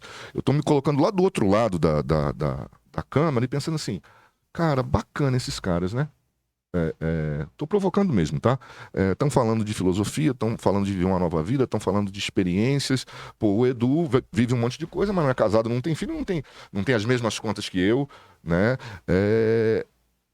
Assim, onde é que eu quero chegar? Me ajudem nesse exercício, cara. Adriano, Autoconhecimento com um condicionamento que colocou as pessoas na caixinha ali e diga assim, meu amigo, é na fila, não sai da fila, não. Mas Adriano, assim, ninguém tá falando que é uma coisa fácil, né? Mas voltando de novo ao exemplo lá do Arjuna e Krishna, né?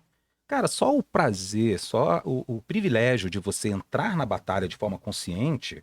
Então, por exemplo, isso que você tá falando, cara, eu sei que eu tô condicionado, né? Se você descobre como essa batalha é um caminho sem volta. Cara, então assim, essa descoberta... Qualquer estalo de consciência que te dá, não te permite voltar atrás. Exato. Beleza, Então... mas olha só, o estalo de consciência e só estar na batalha. Cara, pra quem tá condicionado, tô provocando mesmo isso. Isso é muito etéreo. Então, então eu tô nesse mundo que eu tô condicionado e, cara, então quero sair dele. Mas eu vou te falar um negócio. Você concorda que, por essas coisas que eu tô te relatando desde muito criança, eu nunca tive muito dentro da caixinha? Sim. E nunca tive muito condicionado? Sim. Eu te falei que foi fácil? Não, mas sinceramente, sabe qual é me parece que foi mais natural pra você. Mas foi extremamente desafiador. Foi super difícil. Eu nunca estava pertencendo a grupo nenhum. Eu tinha mais dificuldade de fazer amizades. Eu não conseguia interagir com as pessoas com a mesma facilidade e naturalidade que todo mundo. Eu nunca tive grandes grupos de amigos. Eu não gostava de pessoas da minha idade. Foi sempre muito difícil. E foi sempre uma jornada muito solitária. E em algum momento eu precisei ter prazer por isso. Mas foi super difícil. Então, a gente começou falando aqui de como isso era mais natural pra mim, seguir isso porque era eu, e eu talvez não conseguisse estar dentro da caixinha, mas eu, em hora nenhuma, te disse que era fácil. E outra, beleza, eu fiz 3 graduações, 10 pós, 2 mestrados, piloto desde adolescente, viajei um monte de lugar, ganhei campeonato brasileiro de paraquedismo, fiz parte da seleção brasileira de paraquedismo por quase 10 anos, viajei para um monte, mergulhei um monte de cantos, fiz um monte de coisa legal. Virei diretor jurídico de uma multinacional com 26 anos de idade. Pô, parece super legal? Parece. E sempre foi uma batalha do tipo... meio que síndrome do impostor, de eu achar que não era bom o suficiente. Falei, cara, será que não dei sorte de estar aqui? Ou será que... Esse ano eu publiquei 3 livros. E às vezes eu tô de tarde em casa, eu não tenho televisão há muitos anos. Eu nunca gostei muito. E às vezes eu tô de tarde em casa, num contexto, sei lá, fazendo nada. Não tô lendo, não tô nada. Às vezes eu tenho um piano lá, tô tocando um pouquinho ou não. E me dá uma sensação assim, pô, você tá perdendo tempo pra caralho. Você tá sendo meio inútil hoje, assim, né? Qual a utilidade de você estar aqui fazendo nada? E eu tenho que lidar com isso. Então, assim, eu nunca te falei que era fácil. Nunca. E às vezes é muito desafiador. Isso acaba sendo uma prisão também, às vezes, será? Na verdade, eu acho que o que é libertador pra mim nisso é porque eu tô só eu mesmo. E isso pra mim tem um preço tem um valor que pra mim e a gente tá falando sobre isso, nada é mais caro do que você não poder ser você mesmo em qualquer lugar ou relacionamento que você esteja. Nada vai te cobrar um preço mais caro na sua vida, você não poder ser você mesmo. Então, por mais que eu pague um preço por isso, ou que tenha alguma demanda psicológica, ou eu tenho que lidar com algumas questões, é o preço por estar sendo eu mesmo. Que nesse caso tá bem pago. Não, e um pouco na sua pergunta, Adriano, que assim, a gente está muito no mundo das redes sociais, 7 passos para, 5 passos para. Não tem. Assim, a boa notícia é que tem como você sair desse condicionamento. A má notícia não tem uma fórmula. Né? Agora, um passo, esse eu não tenho dúvida de falar, que é você tomar consciência de que, como o Moretti falou, olha, você está num lugar desconfortável, então você falar, eu estou num lugar desconfortável. É isso. A partir daí, aí você vai descobrir essa solução no jogo de pôquer com os amigos, você vai descobrir na Chapada dos Veadeiros, você vai descobrir pilotando um avião. Então, os caminhos são vários, né? Agora, eu vou repetir sempre, entre na batalha. Eu vou ganhar, eu vou perder. Não, o negócio é você entrar na batalha. né? Você ali é ser o Arjuna da sua própria história. E aí, parafraseando aí o que o Moretti falou, não tem volta, cara. Não tem volta. Não tem volta. Para você voltar para o estado como é que a pessoa está morfinada, né? A pessoa está dormente ali, você vai ter um custo. Você vai ter um custo para voltar, né, para isso daí. Então Mas quando sua consciência expande, ela nunca mais volta ao tamanho de origem. Tem uma... Acabou a água aqui, tem só o suco. Tem uma questão também que eu acho o seguinte. Vocês sabem a diferença entre o turista e o peregrino? Não. Eu posso, sim. Nunca pensei sobre isso, mas eu acredito que o peregrino ele está em busca de algo, né? E algo relacionado ao propósito dele. O turista talvez ele está ali aberto às novidades. Bom, não sei se é essa a analogia. O turista quer chegar no destino. Uhum. Tá lá, vou pra Paris. Quer chegar em Paris, etc e tal, vou fazer 2, 3 fotinhas, comprou aquele pacote, às vezes que ele vai 21 países em 14 dias, mas foi lá e tirou foto em todos aqueles lugares, beleza. O peregrino, ele tá andando, desfrutando cada dia da jornada dele. Okay. E cada dia da jornada é a viagem. Ele quer viver o caminho, né? Ele quer ver o caminho. É isso, eu acho que essa é a grande questão. Eu encaro a vida com o olhar do peregrino. Então, pra mim, cada dia é um caminho incrível. É fácil? Não. Às vezes tem dias difíceis pra cacete, tem dias difíceis pra cacete. Né? Eu brinco até com as pessoas assim, o Brasil é o país mais ansioso do mundo, é o segundo país mais depressivo do mundo, é um negócio assim, né? A gente vive um monte de pressões, a atualidade faz isso com todos os países, mas a gente tem muito isso. Eu falo assim, quem nunca teve um pensamento de se matar na vida? Uhum. Quem nunca teve um pensamento de, cara, eu quero sumir, quero pra outro lugar, como se eu pudesse dar um reset, um Ctrl Alt Del e começar tudo do zero, sem ninguém que eu conheço. Não. Quem nunca teve isso, não tá falando a verdade. Ou então iluminou. O que é uma hipótese menos comum, mas não é impossível, né? Tem alguns grandes iluminados aí. Mas é normal esse questionamento. E eu acho que esse questionamento faz parte da batalha que a gente está falando, né? Krishna e Arjuna ali nesse contexto. Faz parte do desafio do peregrino, que quando vai fazer o caminho de Santiago de Compostela, vai ter uma bolha no pé um dia, vai estar com fome no outro, vai ter granizo na cabeça dele no outro, faz parte. E os dias que eu não tô bem, eu brinco que, uma vez uma menina que eu conheci virou pra mim e falou assim, mas você mora numa casa?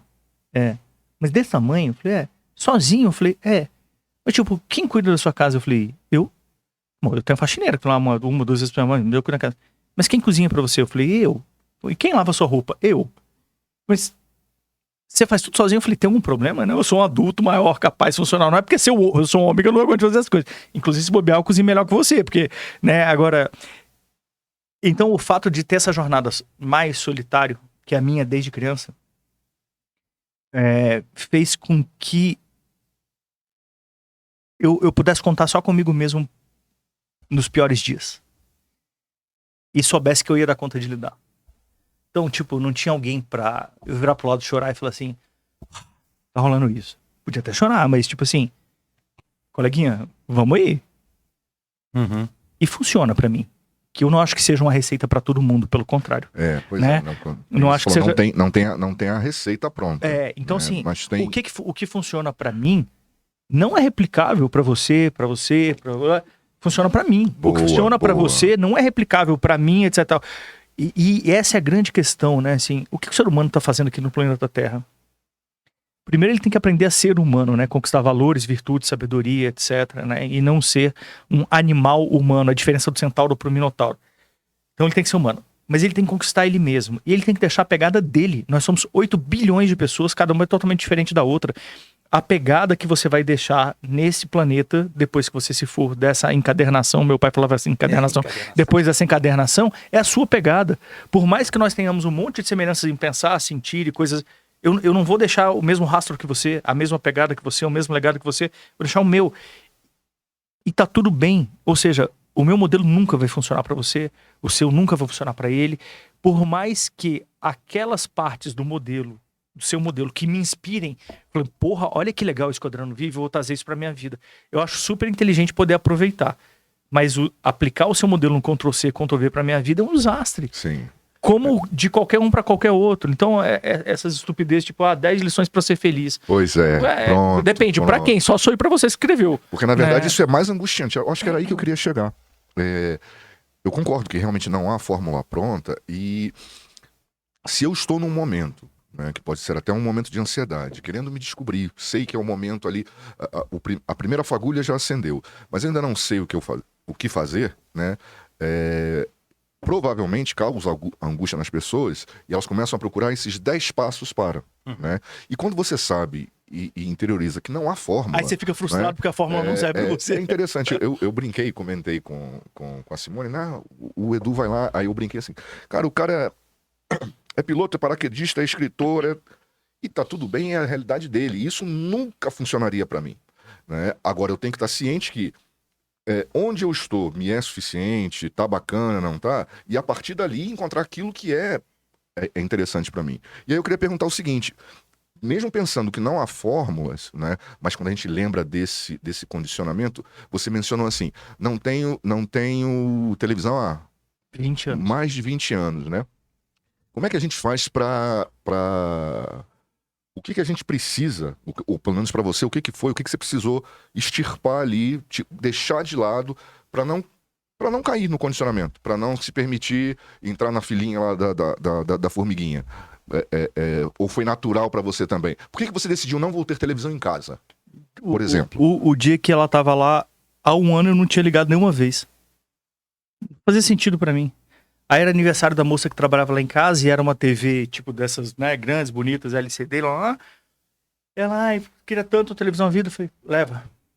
Tá um ano desligado aqui.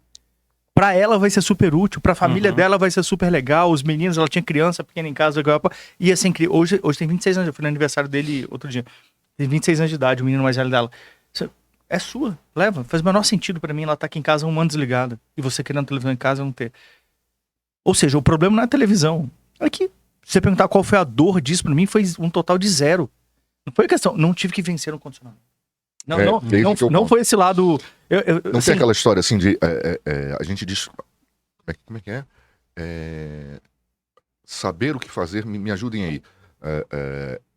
Saber o que fazer, a gente descobre e tal, né? Mas daquilo que eu tenho que abrir mão, porque, por exemplo, né? Você abriu mão nesse exemplo da televisão porque não fazia sentido para você. Claro. Né? Não te condicionava. Mas a questão é como me libertar, por exemplo, daquilo que me condiciona. A partir do momento que você tiver consciência e percepção que aquele condicionamento te faz mais mal do que bem. Porque a partir do momento que você tem consciência disso, porque quando você não tem consciência, você vai escolher como. É impossível ter escolha sem consciência. Você só tem liberdade de escolher quando você tem consciência sobre aquilo. Senão não existe livre-arbítrio. Ele é quimético. Tem alguns neurocientistas, inclusive, que dizem que o livre-arbítrio é uma bobagem, porque a gente tem um monte de condicionamentos físicos, cerebrais, neurológicos. Enfim, eu discordo, mas eu entendo o ponto de vista deles. Quando você tem consciência, você tem escolha. Enquanto você não tem consciência, você não tem escolha. Beleza. Se você tem consciência que aquele condicionamento te faz mal e você escolhe estar lá, você é masoquista. Ou tá me fazendo mal pra caceta isso. Eu vou continuar aqui. Porque se você não tem consciência, é impossível você escolher isso. A partir do momento que você tem consciência, você fala, cara, agora eu vou ou não vou. Aí a consciência precisa estar unida à Atma, que é a pontinha da tríade da construção septenária, que é a ação, que é a vontade, né? É o poder volitivo. Beleza. Isso não tá me fazendo bem. O que eu vou fazer? Eu vou sair disso daqui. Pra sair disso aqui eu tenho que fazer o quê? Sei lá, não importa. Você tem que sair. E dar o primeiro passo pra sair. Pronto. Então a consciência tem que estar ligada à vontade. E nesse ponto, Edu, eu queria voltar um pouquinho para o início da nossa conversa, até porque a gente está terminando, né? Infelizmente, e como eu imaginei, a gente não vai conseguir conversar sobre tudo, né? O que estava previsto, e muito menos daquilo que se abriu aqui, dos leques que se abriram aqui, né? Então a gente vai ter que fazer aqui um episódio do Newton Bonder, vamos ter que trazer aqui, vamos falar um pouco mais sobre essa questão do hinduísmo, budismo e outras práticas que podem nos ajudar, né? Mas esse último ponto que você falou, da pergunta do Adriano, que é você... descobrir o que não te faz bem, eu queria só voltar um pouquinho, que eu acho que é de extrema relevância esse livro que você escreveu e essa sua atuação nos relacionamentos abusivos, né? Então, assim, de forma breve, o que você pode falar? Onde o livro né? E o que que tem? A estrutura desse livro, eu dei uma lida ontem nele no início, não consegui ler todo, mas inclusive você traz lá algumas questões de reconstrução da autoestima, esse ciclo, reconhecer esse ciclo do abuso, né? Então, o que que você pode trazer assim pra gente falar, não só, e a gente sabe falar, tudo é para homem e mulher, né, gente? Então você, Isso. a gente fala aqui de um livro que o Cindy Leges publicou, que eu não sei se você conhece, é Como Não Se Tornar um Babaca, que são algumas dicas. Olha, poxa, às vezes você tá aqui e é para homem e mulher, né? Porque Claro. filhos, pais, amigos, Claro. né? Então eu queria que você falasse um pouquinho pra gente Então, ó, daqui a pouco finalizar. a grande questão para mim no começo é a consciência. O que motivou a escrever esse livro é o tanto de tempo que as mulheres levavam para se identificarem como vítimas. Eu tô falando de mulheres no livro porque faz parte da minha prática como advogado. Sim. Mas isso serve para homens e mulheres, etc, né? Até para filhos de narcisistas, né? Porque é uma coisa mais complexa ainda do que o relacionamento com o narcisista. O tanto de tempo que levava para as pessoas se identificarem como vítimas. Esse tanto de tempo foi o tanto de tempo necessário para a conquista de consciência. Se elas tivessem conquistado essa consciência 10 anos antes, teriam quebrado o ciclo 10 anos antes. O que facilita isso? Identificar outros casos parecidos, né? Identificar esses padrões, né, do que acontecem, saberem como é que é o ciclo do narcisismo. Mas mais do que isso, todas essas pessoas, todas as vítimas que eu advoguei, elas se sentiam desconfortáveis em alguns momentos. Tinha uma breve momentozinho que era do encantamento que o narcisista faz, mas tinha uma série de desconfortos. E no desconforto não agiam. Isso pra mim é bizarro. Porque é o que a gente tá questionando desde quando. Se eu tô na zona de conforto e não quero me mexer, eu não vejo problema nenhum nisso. Você tá escolhendo não crescer, e vou te dar um exemplo depois da lagosta, que eu acho que é super legal, que eu vi um rabino falando.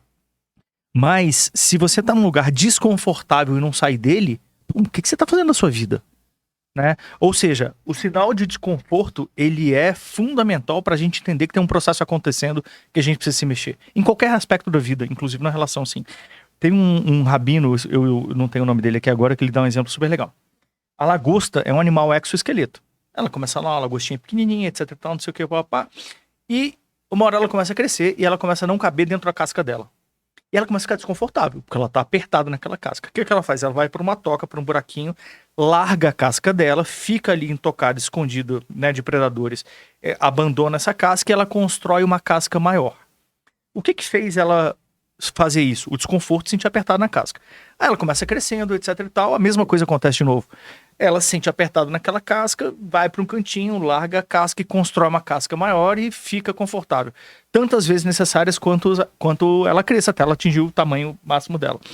Se fosse um ser humano, quando tivesse apertado dentro da casca, ia para um psiquiatra, ia tomar um Rivotril, ia tomar um antidepressivo, um ansiolítico, etc e tal, ia ficar tranquilizado quimicamente dentro da casca e nunca mais ia trocar a casca. Cabendo na casca, né? Ia viver infeliz, não pleno, nada contra tratamentos psiquiátricos, não faça um corte inadequado disso, assim, mas ia ficar infeliz, não pleno, insatisfeito dentro da casca, mas medicado para poder lidar com a sensação de desconforto. Enfim, qual é o sentido de você não poder se expandir como ser humano? Até a porra da lagosta consegue fazer isso. Por que a gente não consegue? Né? Então, assim, o desconforto, ele é tão ou mais motivacional quanto o átimo, quanto a vontade. Eu acho que tem duas coisas que movimentam a gente. É a teoria do cavalo, né? Ou é a cenoura na frente, você tá sentado no cavalo com a cenourinha na frente, ou atrás. Então, assim, ou você vai andar pelo desconforto, que tá te motivando, ou pela vontade, pelo desejo, pela ambição, pela esperança, pela vontade de mudar. O desconforto, para mim, é um grande prêmio, é uma grande dádiva. Ele é uma grande chave para você entender, cara, tem alguma coisa aqui que precisa ser dada uma olhadinha. Você tá andando no seu carro, tá tudo bem lá, tá tudo certo, biriri, parará. Você vai parar pra ficar preocupado? Será que tem uma coisa aqui no carro? Não, tá funcionando. Aí começa um barulhozinho de uma correia, ou começa um trimelique de alguma coisa lá. Aí você vai parar pra olhar. Por quê? Tem um desconforto ali. Tem uma coisa que tá incomodando. Aquele barulho lá da correia, tá bom. Tem uma coisa errada aqui. Vamos parar pra resolver esse problema. Você vai lá e para e olha no carro. Aí você não para e olha pra você? Quando você tá desconfortável? Entende? Essa pra mim é a chave. Legal. Mas eu tô lembrando agora, lembrei de uma fala do um mentor meu, já de muitos anos, ele conta não sei se em tom de anedota, mas enfim, tá um homem sentado com um cachorro ao lado, ali na beira de um bar, alguma coisa assim, e o cachorro chorando, né? E aí chega alguém, olha, se incomoda com aquela cena e ele tá chorando constantemente. E aí ele, incomodado, pergunta pra pessoa, né? Por que ele tá chorando? Perdão. Por que ele tá chorando? Ah, ele tá chorando porque ele tá sentado em cima do prego. Ah, mas por que ele não sai daí? Aí ele responde, porque não tá doendo o suficiente. Então, tem esse detalhe, né? Tem esse detalhe quanto a que situação. Infelizmente, até em relação à dor, a gente às vezes se acomoda, né? Uhum.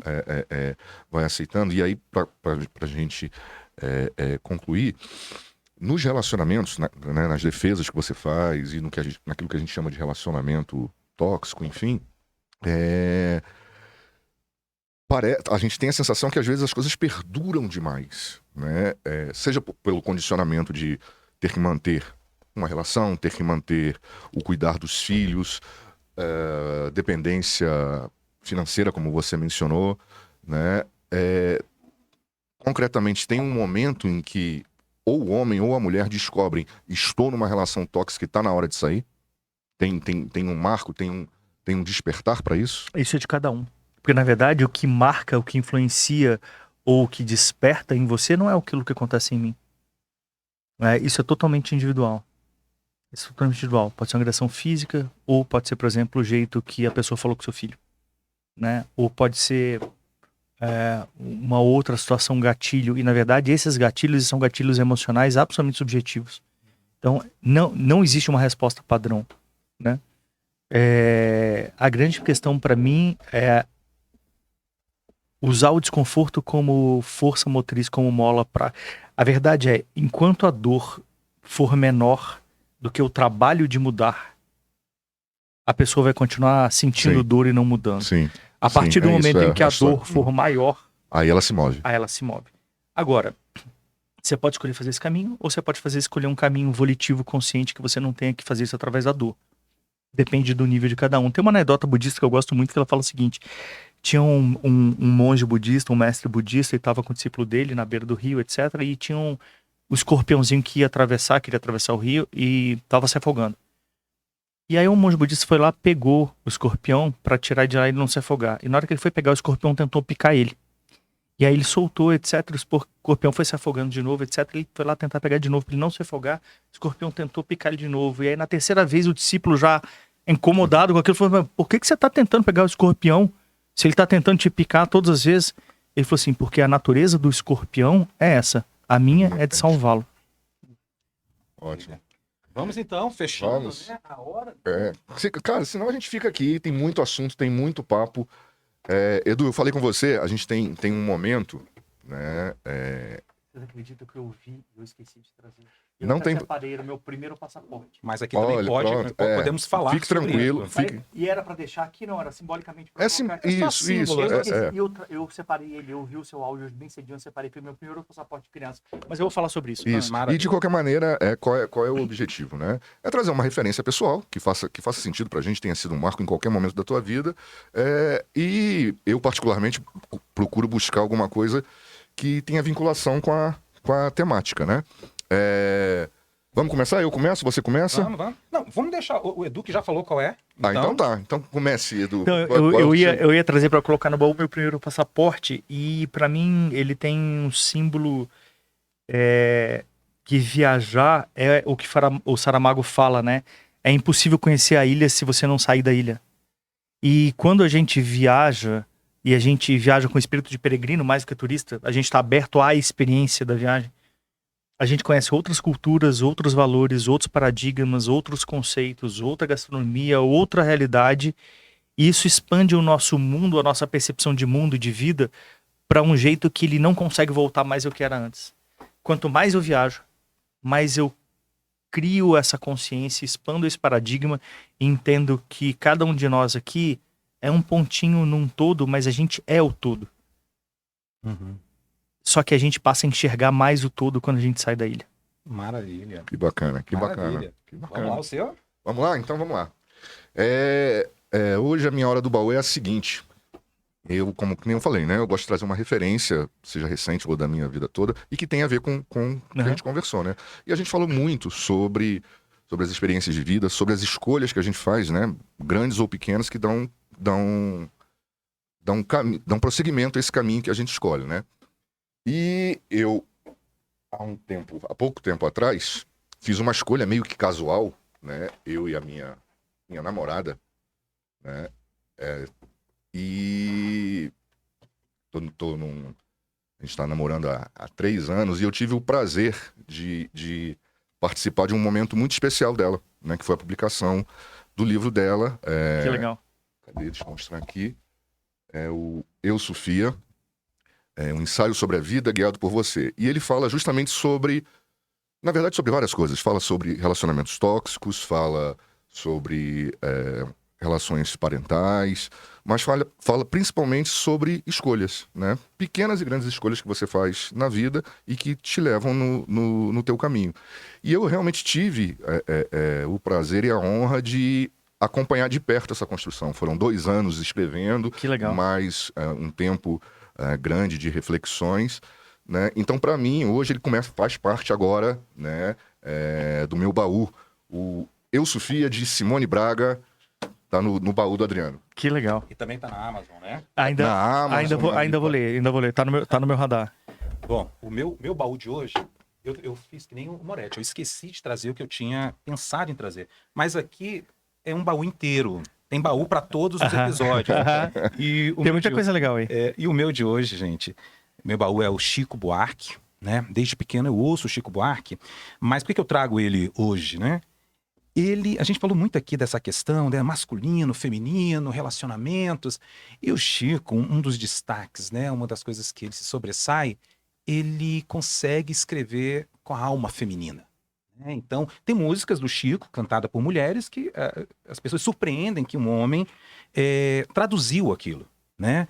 Então, e além, né, de outras letras, né, de cunho mais social, político, mas é um cara que eu ouço desde pequeno e que eu acho que... Eu fico muito feliz. Meus filhos ouvem Chico Buarque, né? E é um dos legados que eu falei, música boa, pelo menos, né? Com tanta música tem por aí. Então, hoje o meu baú é para Chico, velho Chico. Muito legal. Chico Buarque de Holanda. Muito legal. Bacana. Maravilha? Gente, e aí? Cara, Edu, Muitíssimo obrigado, obrigado gente, a você. pelo convite. Foi um incrível, super bate-papo- legal. Foi um bate-papo maravilhoso. Eu acho que a gente tem que fazer mais, né? Porque, assim, tem muita coisa para se conversar. Legal, né? legal. Sobre as nossas experiências de vida. E assim, a gente conseguiu, em um pouquinho mais de 1 hora, trazer muita coisa interessante. Que legal. E aí agora é fazer, né, o que a gente tem que fazer sempre, Tem né? que fazer sempre, mas Edu, então também vou agradecer. E como eu falei, vai ter que voltar. Vai ter. Vai ter que Vai voltar. ter. E uma provocação depois que vocês lerem o Alma Imoral do Newton Bonder. Claro. Porque a Pronto. gente começa com esse livro que pra mim, assim, é um rasgo de disrupção, sabe? E- Ele é Ótimo, incrível. ótimo. E responde essas perguntas, todas vocês colocaram. Ótimo. Isso mesmo. Newton Bonder, que também vai ser um episódio. Mas vamos lá. Terminamos o episódio. Curta, compartilhe, divulgue. Inscreva-se no canal. Se gostou, compartilhe com amigos. Se não gostou, Isso. pros inimigos. Andropausa Podcast. Isso aí. A gente se vê. Até Gente, lá, até o próximo episódio. Muito bom. Muito legal, gente. Valeu, foi super bom.